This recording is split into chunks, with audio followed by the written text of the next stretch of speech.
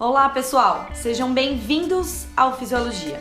No vídeo de hoje eu trago para vocês aí em casa uma série sobre uma molécula super importante que ontem nós comemoramos o Dia Nacional de Combate a ela, dia 8 de agosto. Quem é? É o colesterol. Então no vídeo de hoje eu vou trazer informações sobre essa molécula, o que é, quais são as funções, como que essa molécula está relacionada a algumas doenças na população. E aí, já fica uma pergunta aí para vocês em casa. O colesterol, ele é ou ele não é o vilão da história? Então, para responder essa pergunta, assiste meu vídeo até o final, que aí vocês vão conseguir responder melhor. Primeiro, o que é o colesterol? Então, o colesterol é um tipo de gordura. Então, ele é uma molécula considerada hidrofóbica, ou seja, que não se mistura com água, certo? E aí, onde ele é produzido? Primeiro, né, ele pode ser produzido pelo nosso corpo, e o nosso corpo produz bastante colesterol, né, a quantidade que nós precisamos, e ele é produzido nas células do nosso corpo, lá naquela organela conhecida como retículo endoplasmático liso. Lembram da aula de citologia? Bom, então muito bem. Então lá no retículo endoplasmático liso é produzido o colesterol, mas também uma outra fonte de colesterol é a nossa alimentação, a dieta. E para que serve o colesterol no nosso corpo? O colesterol tem várias funções corporais, então eu vou colocar aí alguma delas para vocês. Primeiro, ele é uma molécula precursora de todos os hormônios esteroidais. Quais? Estrogênio, progesterona, testosterona, cortisol e alguns outros, tá? Segundo, ele é componente dentro da membrana celular e também da membrana de todas as organelas que estão dentro das células. Então, junto ali com os fosfolipídios, esse colesterol, ele garante a fluidez dessa membrana. Ou seja, dependendo da quantidade, né, relação entre lipídios e proteínas que tem nessa membrana, ele vai permitir a passagem de componentes. Então, no caso, quando o colesterol e o fosfolipídios estão presentes, eles impedem que moléculas, substâncias pequenas que são solúveis à água, entrem ou saiam dali de dentro das células. Terceira função, no fígado, ele consegue formar o ácido cólico. E esse ácido cólico com outras substâncias, quando ele é conjugado em outras substâncias, ele forma os sais biliares, extremamente importantes para a digestão e absorção de lipídios, gorduras da alimentação, tá? Que daí entra a ação detergente. E quarta função que eu trago para vocês é que o colesterol, junto a outros lipídios, eles conseguem entrar na camada córnea da nossa epiderme. E aí, protegendo a nossa pele, tá? Contra a ação de agentes químicos nela. Então, sim, o colesterol tem várias funções importantes no nosso corpo. E essas são algumas das funções aí que eu trago pra vocês nesse vídeo. Legal! Agora sim, vocês sabem, o colesterol é produzido, ele tem suas funções no corpo, mas como que ele chega de fato nos locais onde ele é necessitado? Bom, então o colesterol, ele precisa ser lançado na corrente sanguínea. Corrente sanguínea, sangue, ele é um líquido. E eu falei para vocês que o colesterol é uma molécula hidrofóbica. Então, como é que acontece isso aí? Simples. O colesterol, ele vai precisar ser transferido para o sangue, secretado no sangue, para passar e chegar até o local onde é necessário. E aí, para ele conseguir de fato ser lançado no sangue, ele vai ser unido a proteínas transportadoras. E aí que vem as famosas lipoproteínas. Acho que vocês conhecem melhor os termos HDL, VL e LDL, que são o quê? Aquele colesterol ruim, colesterol bom que vocês já ouviram falar. Então, a gente tem essas lipoproteínas, só que nós temos 4 tipos delas. O HDL, que é o famoso colesterol bom, o LDL, que é o famoso colesterol ruim. Aí nós temos ainda o VLDL, que alguns de vocês já devem conhecer, e o IDL. Esse aqui é menos falado. Bom, então eu vou explicar um pouco melhor para vocês. Primeiro, lipoproteína, o que é? Então eu vou deixar aí uma imagem para vocês que eu fiz, que é uma lipoproteína, que vocês devem estar olhando agora, que tem uma apoproteína, que é essa proteína transportadora, que tem também o colesterol, que tem triglicerídeos e também tem fosfolipídios. Tem esses 4 componentes, formando então um complexo chamado lipoproteína. E aí, essa lipoproteína desses 4 tipos, o que vai diferenciar entre elas? O HDL é o High Density Lipoprotein. Então, é uma lipoproteína de alta densidade.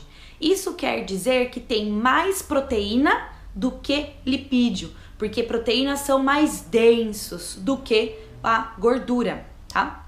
Agora, o LDL vem de low, de baixo, então a densidade é baixa e, portanto, vai ter uma maior quantidade, um maior percentual de gordura do que proteína. Por isso que ele é chamado de colesterol ruim e o HDL, colesterol bom, né? E aí, como que vocês vão fazer para lembrar disso? Dica da professora Luísa. Lembra que o LDL começa com L e o L vem de letal. E aí vocês conseguem associar a uma coisa ruim, né, no nosso corpo. O VLDL é pior ainda, é very low, é muito baixa densidade. Então, tem muito mais lipídios ali dentro nessa molécula do que proteínas. E o IDL é de intermediário, tá? Então não tem tanta proteína, não tem tanta gordura. Tem uma mistura intermediária entre o alta densidade e o baixa densidade. Então, o LDL, o que ele vai fazer? Ele vai pegar o colesterol de partes de onde ele é produzido, especialmente lá do fígado, e vai levar para os tecidos, né, para os órgãos que necessitam de colesterol. O HDL, por sua vez, ele vai pegar esse colesterol dos tecidos diversos e vai fazer o transporte reverso de colesterol, que é pegar colesterol dos tecidos e levar de volta para o fígado. Então, bem básica a ideia, eles fazem trabalhos opostos, o LDL e o HDL. Mas aí todo mundo fala, nossa, o LDL é ruim. Mas a gente precisa de LDL, porque senão a gente não teria como transportar o colesterol do fígado para as outras áreas corporais. Então a gente precisa ter LDL.